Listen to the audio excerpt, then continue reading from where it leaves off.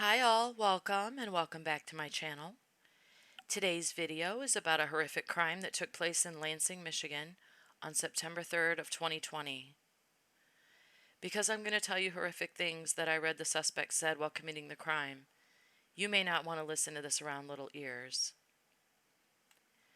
Lansing police say that on September 3rd, 21-year-old Abbieana Williams was angry with her boyfriend because she suspected he was cheating on her.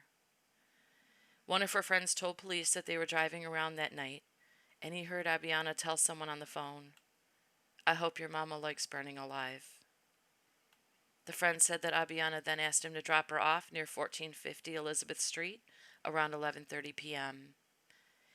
When he dropped her off, she told her friend she was going to throw a rock through a window in the house, so he left the area. A neighbor near the crime scene said that Abbieana was seen walking back and forth in front of the house. Then she asked the neighbor if she could borrow a lighter. The neighbor said he gave her a very distinctive lighter. Remember that, a very distinctive lighter. And saw her walk back toward the house and then lost sight of her.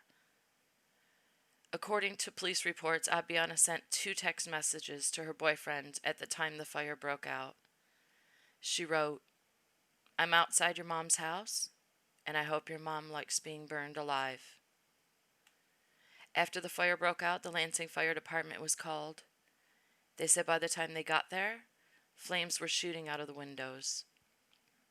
Inside the home were her boyfriend's mother, Melissa Weston, and Weston's 2 grandchildren, 8-year-old Aston Griffin and 4-year-old Jesse Klein IV. They were unable to be rescued and lost their lives.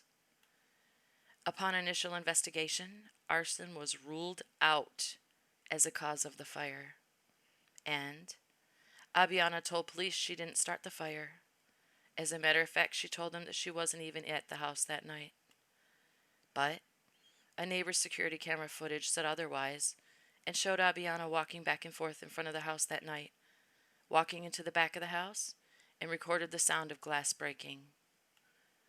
Police were able to obtain copies of Abbieana's texts to her boyfriend that night, which led to further investigation, and arson was found to be the cause of the fire.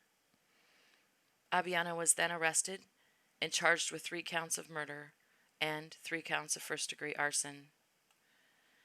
Abbieana's mother had a thing or two to say about that, though.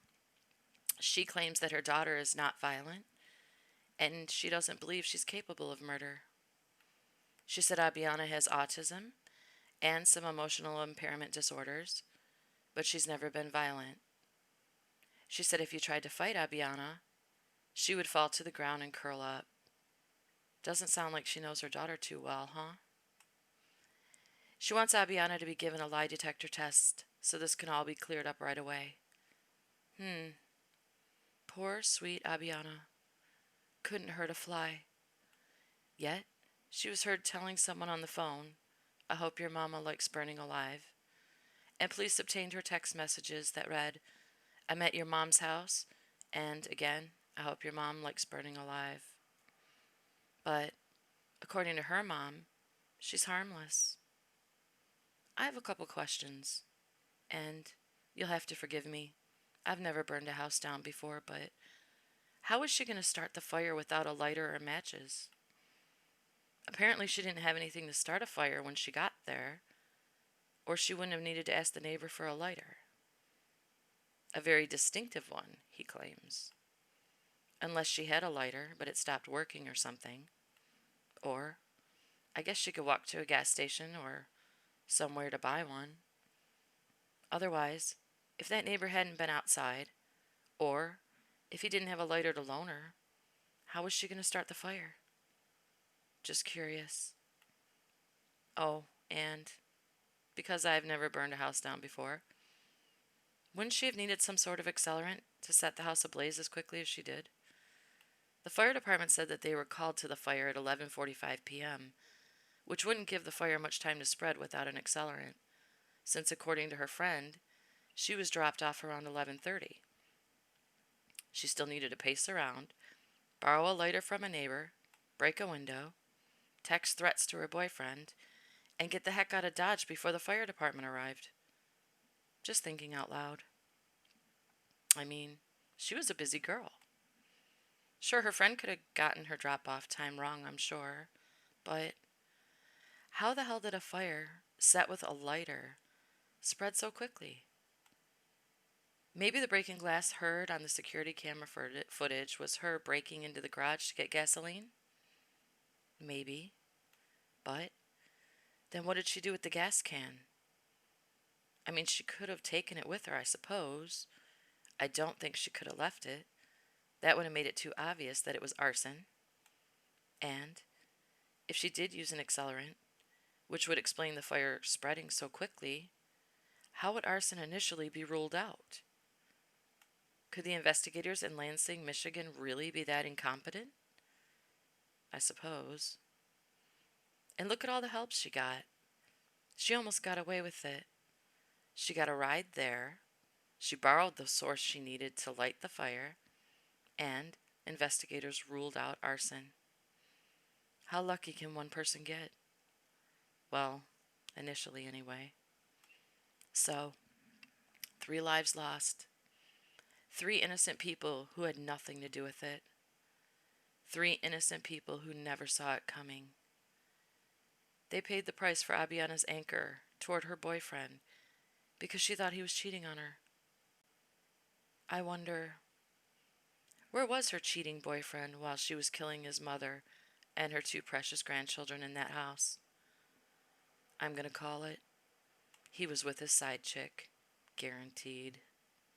That's why Abbieana was so angry. How can I be so sure? Because she texted him. So he obviously wasn't at his mother's house while she was there.